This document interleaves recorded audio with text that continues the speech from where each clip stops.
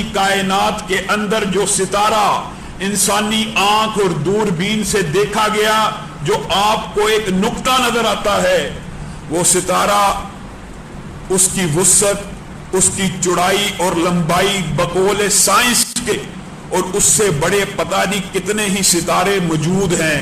Science کے مطابق جو دوربین کے ساتھ ایک ہلکا سا نقطہ ان کو نظر آتا ہے، اس کا جو سائز ہے، اس کے اندر اس دنیا کے 1,20,00,000 سورج آ سکتے ہیں۔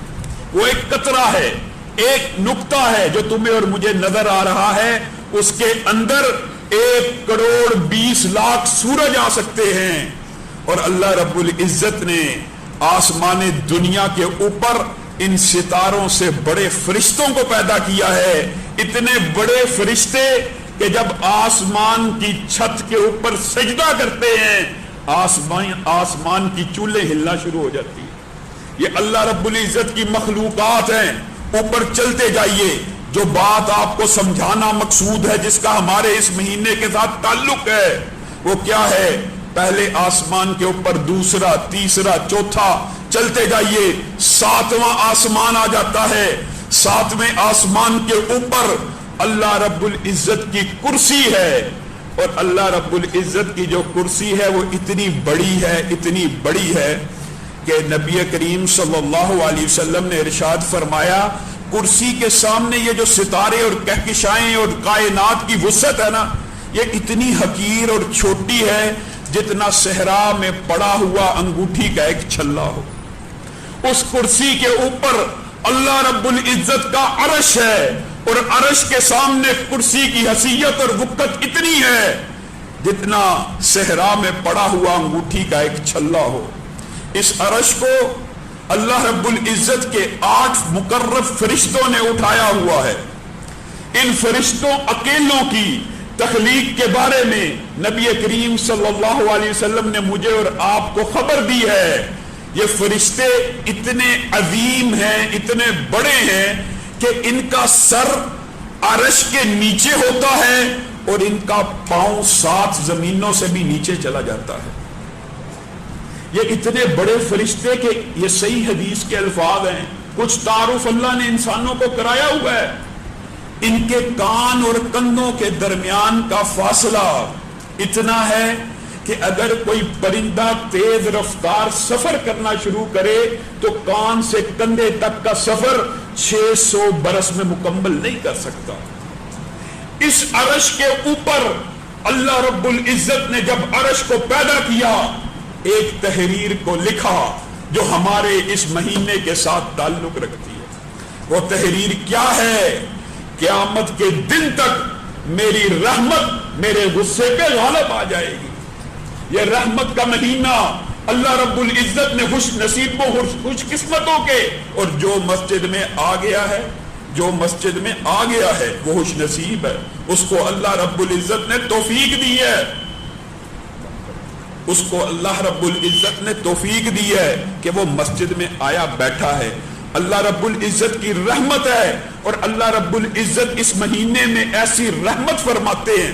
مجھے آپ بتلائیے، یہ سارے کا سارا فاصلہ ہی ابھی آپ کو ایک دباچہ سمجھایا گیا ہے، لیکن تمہارے اور میرے رب کا کلام اور ذکر اتنی قدر و منزلت والا ہے، کتنی قدر و منزلت والا ہے۔ ابھی آپ سب کہیے سبحان اللہ، الحمدللہ کہیے، الحمدللہ، اللہ اکبر۔ یہ ہم نے جو 3 الفاظ یا اللہ کے ذکر کے الفاظ کہے، صحیح حدیث میں آتا ہے، یہ ساری وسعتوں کو کراس کرتے ہوئے عرش عظیم کے ارد گرد چکر کاٹنا شروع کر دیتے ہیں۔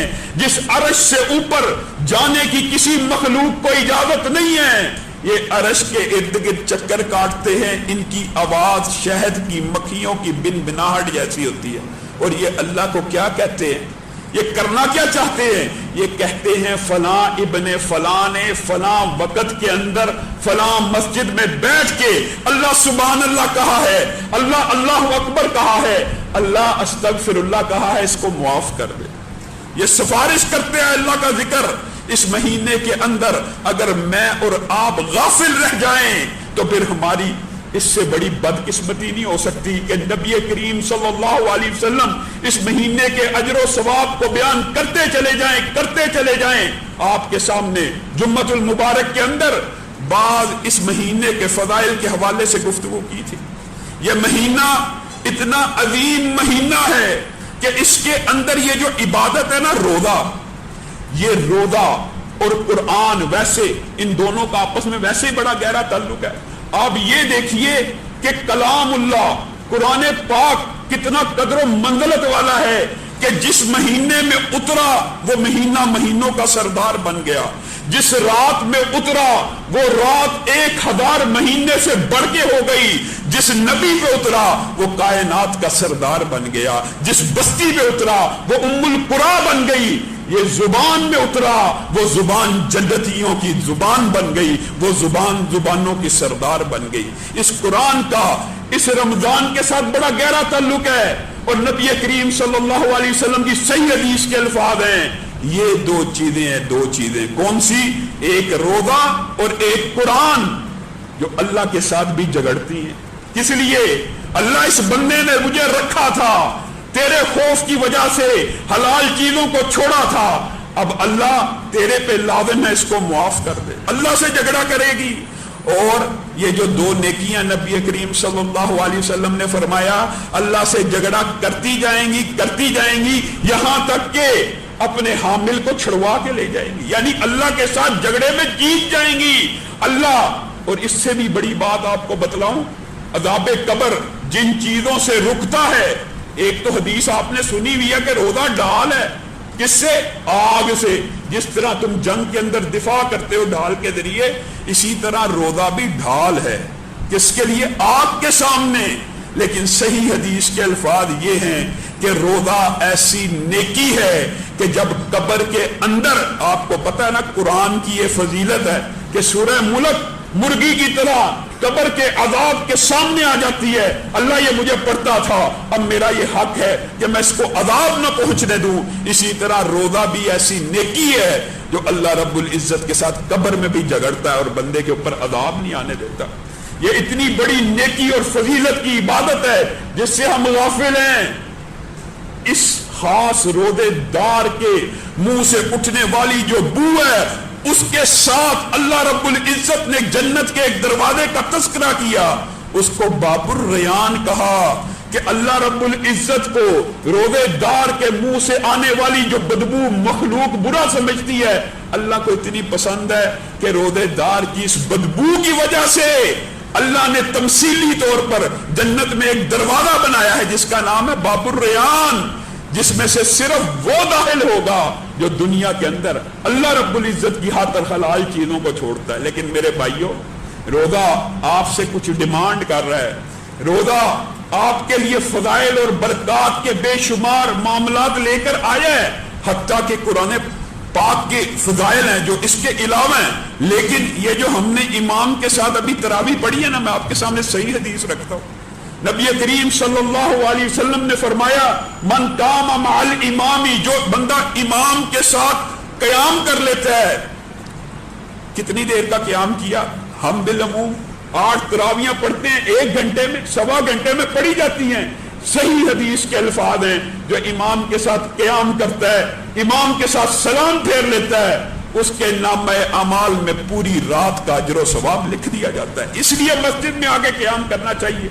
اور یہاں پر یہ بات بھی سمجھنے کی ضرورت ہے، عمل وہ کرنا چاہیے جس کے اوپر نبی کریم صلی اللہ علیہ وسلم کی مہر موجود ہو. میرے بھائیوں، یہ جو اختلاف ہے اتنی پڑھ لی جائیں. یاد رکھیے صحیح بخاری شریف جتنی بھی حدیث کی کتب ہیں، ہر ایک کتاب کے اندر یہ بات واضح طور پہ موجود ہے. نبی کریم رمضان غیر رمضان 11 رکعت سے زیادہ کبھی تراویح تہجد کو ادا نہیں کرتے تھے. یہاں سے یہ بات بھی سمجھ آتی ہے کہ نبی کریم نے پوری زندگی میں کبھی 11 رکعت سے زیادہ اگر نوافل کو ادا نہیں کیا. یہاں پہ آج بعض بھائی سمجھتے ہیں تہجد اور ہے تراویح اور ہے. یہ فلسفہ بھی غلط ہے. تہجد اور تراویح ایک ہی چیز ہے. اگر آپ نے پڑھ لی امام کے ساتھ آ کے مل کے، گھر پڑھنا جائز ہے، اس کے اوپر اعتراض نہیں ہے، لیکن اگر امام کے ساتھ آ کے پڑھ لیتے ہو، آپ کے نامہ اعمال میں پوری رات کا قیام ویسے لکھ دیا گیا، پھر اس کے بعد آپ کو مزید پڑھنے کی حاجت کیوں ہے؟ وہ بھی غیر مسنون، جس عمل کے اوپر نبی کریم صلی اللہ علیہ وسلم کی مہر موجود نہ ہو، وہ عمل آپ بتلائیے اللہ رب العزت قبول کر سکتا ہے؟ انسان تو نیکی کے لیے، انسان تو محنت کے لیے، انسان تو سٹرگل کرتا ہے کہ اللہ رب العزت بندے کی عبادت کو قبول کر لے، اور خدا نہ خواستہ انسان غلط سمت میں اپنی محنت اور توانائیوں کو ضائع کرتا رہے اور اللہ رب العزت کل قیامت کے دن اس کی عبادت کو قبول ہی نہ فرمائے۔ انسان کو صدق کے دل کے ساتھ، مجھے ایک بات بتلائیے، آج معاشرے کے اندر آپ نے دیکھا طرز عمل نبی کریم صلی اللہ علیہ وسلم کی مخالفت کا عام ہو چکا ہے۔ نبی کریم صلی اللہ علیہ وسلم رمضان کیسے گزارتے تھے؟ ہم نے ویسے گزارنا کہ یا ہم نے اپنی طرف سے طریقے ایجاد کرنے؟ بتائیے، نبی کریم سے زیادہ مخلص، نبی کریم سے زیادہ آپ کے اور میرے لیے درد مند، فکر مند کوئی اور ذات ہو سکتی ہے؟ کیا نبی کریم نہیں چاہتے میں اور آپ جنت میں چلے جائیں؟ اگر نبی کریم چاہتے ہیں میری پوری امت جنت میں چلی جائے تو نبی کریم نے نیکی کا کوئی عمل کیوں چھپانا تھا؟ نبی کریم نے کیوں نہیں تھا امت کو بتانا یہ شریعت روشن شریعت ہے، اس کی راتیں دن کی طرح ہیں اور اس کے دن سورج سے زیادہ روشن ہیں؟ میرے بھائیوں، نبی کریم صلی اللہ علیہ وسلم نے جتنا دین دیا اتنے کے اوپر اگر انسان عمل کر لے اللہ کی قسم کامیاب ہو جائے گا۔ اور میری یہ بات یاد رکھیے کہ نبی محترم صلی اللہ علیہ وسلم رمضان کے اندر جو خاص آپ سے اور مجھے کہنا کیا چاہتے ہیں؟ کہنا یہ چاہتے ہیں کہ آج پہلا رمضان ہے، آپ نے آج کچھ عہد کرنے ہیں، کچھ ارادے کرنے ہیں، کیونکہ حدیث سے یہ بات ثابت ہے کہ بہت سے روزہ دار روزہ تو رکھتے ہیں لیکن انہوں نے اپنے روزے کے اندر بھوک کے علاوہ کچھ نہیں کاٹا۔ یہ صحیح حدیث کا مفہوم ہے۔ بہت سے قیام کرنے والے قیام تو کرتے ہیں لیکن انہوں نے اپنے قیام کے اندر تھکاوٹ کے علاوہ کچھ نہیں پایا۔ اللہ رب العزت ہمیں اس منزل سے محفوظ فرمائے اور ہمارے قیام کو اور سیام کو، ہماری ٹوٹی پھوٹی باتوں کو قبول و منظور فرمائے۔ روزہ کس لیے آیا؟ نبی کریم غرض و غایت بھی بیان کرنا چاہتے ہیں، من لم یدع قول الزور والعمل به فلیس للہ حاجۃ ان یدع طعامہ وشرابہ۔ جو بندہ روزہ تو رکھتا ہے لیکن اس سے پہلے بھی گناہگار تھا، روزہ رکھ کے بھی گناہگار ہے۔ روزہ تو رکھتا ہے، پہلے بھی جھوٹ بولتا تھا، روزے کے بعد بھی جھوٹ بول رہا ہے۔ روزہ تو رکھتا ہے، پہلے حرام کھاتا تھا اب بھی کھاتا ہے۔ روزہ تو رکھتا ہے، پہلے غیر محرم سے بات چیت کرتا تھا اب بھی کرتا ہے۔ پھر فلیس للہ حاجہ، اللہ کو کیا ضرورت ہے؟ پھر اللہ کو کوئی ضرورت نہیں۔ نبی کریم صلی اللہ علیہ وسلم سے زیادہ سچی بات کسی کی نہیں ہو سکتی۔ میرے بھائیوں، ارادہ یہ کر کے جاؤ، اللہ کی قسم نبی کریم نے تمہیں یہ بات کہہ دی ہے، فَلَيْسَ لِلَّهِ حَاجَةٌ أَن يَدَعَ طَعَامَهُ وَشَرَابَهُ۔ اللہ کو کوئی حاجت نہیں کہ میرا کوئی بندہ کھانا چھوڑ دے، پینا چھوڑ دے۔ اللہ کو کیا حاجت ہے؟ مَن لَّمْ يَدَعْ قَوْلَ الزُّورِ وَالْعَمَلَ بِهِ، جو بندہ بری بات، گندی بات، دھوکے کی بات، غیبت کی بات، چغلی کی بات، بہتان کی بات، گالی کی بات، لڑائی کی بات نہیں چھوڑتا، گندا عمل، غیر محرم کے ساتھ بات چیت، برا عمل، حرام کھانا، غلط رستوں پہ چلنا، سنت کی مخالفت کرنا، نبی کریم صلی اللہ علیہ وسلم کی سنتوں کا مذاق اڑانا، اگر وہ بندہ ان باتوں کو نہیں چھوڑتا تو اللہ کی قسم وہ بے وقوف ہے۔ جو کھانا اور پینا چھوڑا وہ بے وقوف ہے۔ چھوڑنا ہے، اگر اللہ کے لیے حلال چھوڑنا ہے بھائیو، اگر اللہ کے لیے دودھ چھوڑنا ہے، اللہ کے لیے آج ارادہ کر کے جاؤ، آج کے بعد سود بھی چھوڑ دینا ہے، آج کے بعد رشوت بھی چھوڑ دینی ہے، آج کے بعد حرام مال بھی چھوڑ دینا ہے۔ اللہ کے لیے اگر پکیزہ گوشت کو چھوڑنا ہے تو اللہ کے لیے اپنے بچوں کے پیٹ کے اندر حرام روزی کا لقمہ نہیں ڈالنا۔ اور لوگوں، یہ دنیا اتنی عارضی ہے، اتنی اس دنیا کو حقیر جانو، اس دنیا کی زندگی اللہ کی قسم اتنی حقیر ہے۔ ہم میں سے کوئی ایسا نہیں، کوئی ایک بندہ ایسا نہیں ہوگا جس کا کوئی پردادا یا پردادے کا والد اس دنیا میں زندہ ہو۔ یہ بات پردادا کی بات تو دور کی ہے، ہمارے اسی مسجد کے بعد نمازی پچھلے برس ہمارے اس درس میں موجود تھے، آج موجود نہیں ہے۔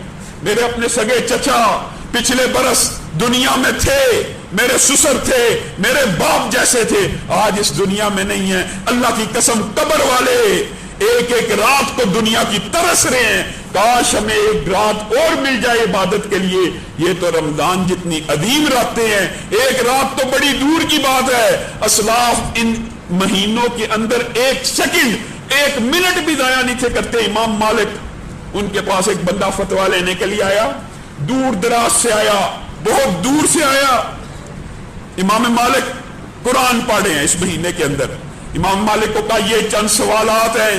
امام مالک نے کہا میری مجبوری ہے، اللہ کی قسم تیرا سوال آسان ہے لیکن میرے پاس اتنا وقت بھی نہیں کہ میں اپنا ایک لمحہ ضائع کروں، تجھے جواب دوں اور قرآن کو چھوڑ دوں۔